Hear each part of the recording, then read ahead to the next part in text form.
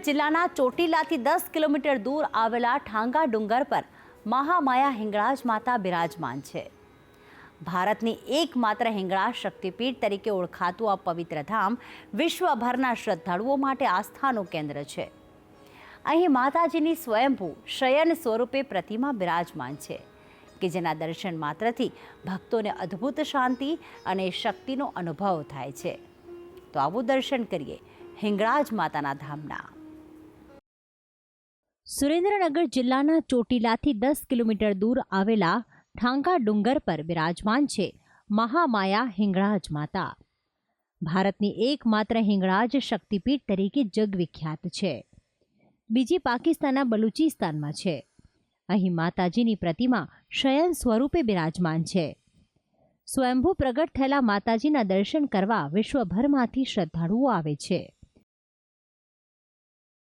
કહેવાય છે કે માં હિંગળાજની કૃપાથી જે ભક્તોને સંતાન પ્રાપ્તિ થાય છે તેઓ આસ્થાભેર સાંકર અને પેણાના તોલે બાળકને તોલીને માનતા પૂરી કરે છે। જે અહીંયા આપણે હિંગળાજ માતાજી પ્રગટ થયા ને એને 89ની સાલમાં, આજે 29 વર્ષ થયા અને બાકી એનું સ્થાપન અમારે 11મી પેઢી માયાગીરી બાપુ હતા એની સ્થાપના છે। વિક્રમ સંવત 1630માં ત્યાંથી માતાજીને પ્રગટ કરી શંખ ચીપીઓ અને ત્રિશૂળ ત્યાંથી અહીં લાવેલા અને અહીં લાવી અને ગુફાની અંદર એને સ્થાપન કરેલું। પછી અમુક પેઢી સુધી 2-3 પેઢી સુધી અમારે એની સેવા પૂજા થયેલી। ત્યારે ગુરુ શિષ્યની પરંપરા હતી તો 2-3 પેઢી સુધી સેવા પૂજા થયેલી ને અમારે હરિગીરી બાપુ ઉત્તર કાશીમાં જઈને એને જળ સમાધિ લીધી કંઈક કારણવશ। પછી 2-3 પેઢી સુધી ગુફા બંધ થઈ ગઈ। માતાજીએ 89ની સાલમાં મારા ઉપર દયા કરી અને મને એને જગ્યા બતાવીની જગ્યાએ અમે ખોદકામ કર્યું તો તમે જે અંદર દર્શન કર્યા શંખ ચીપીઓ અને ત્રિશૂળ એના એ પ્રગટ થયા 89માં જેઠ સુદ આઠમને દિવસે। કહેવાય છે કે માયાગીરીજી મહારાજ વિક્રમ સંવત 1630માં માતાજીને બલુચિસ્તાનના મૂળ સ્થાનથી પ્રસન્ન કરીને અહીં લાવ્યા હતા। તેથી આ ધામ શક્તિપીઠ કહેવાય છે। અહીંની ગુફામાં માતાજીની શયન પ્રતિમાના દર્શન થાય છે। તેનું કારણ છે કે બલુચિસ્તાનના મૂળ મંદિરમાં પણ માતાજીની આવી જ પ્રતિમા સ્થાપિત છે। અમારે અહીંયા માતાજીની શક્તિપીઠ પ્રગટ શક્તિપીઠ કહેવાય છે। પ્રગટ શક્તિપીઠ એટલા માટે છે કે એ સમયમાં માયાગીરીજીને માતાજીએ વચન આપેલું કે તમે તમારા સ્થાને પહોંચો અને હું આવું છું। એટલે બાપુ જ્યારે ત્યાંથી પાછા અહીંયા જ્યારે આવ્યા ઠાંગા ડુંગરમાં ત્યારે ગુફાની અંદર માતાજીએ સ્વયં પ્રગટ થઈ અને એમને દર્શન આપેલા।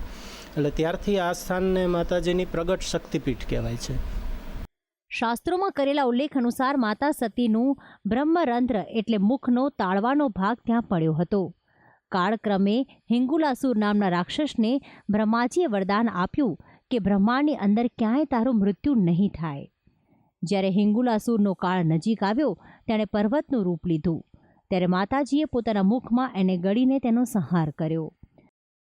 અને હિંગુલાસુરનો જ્યારે માતાજીએ સંહાર કર્યો ત્યારે એણે મરતી વખતે માતાજી આગળ 2 વચન માગેલા કે માં જો તમે મારા ઉપર પ્રસન્ન હોય તમારા હાથે મૃત્યુ થવાથી મારું તો જીવન ધન્ય થયું અને મૃત્યુ પણ ધન્ય બની ગયું, પણ મારી ઈચ્છા એવી છે કે મારું નામ અમર રહે એવું મને વરદાન આપો।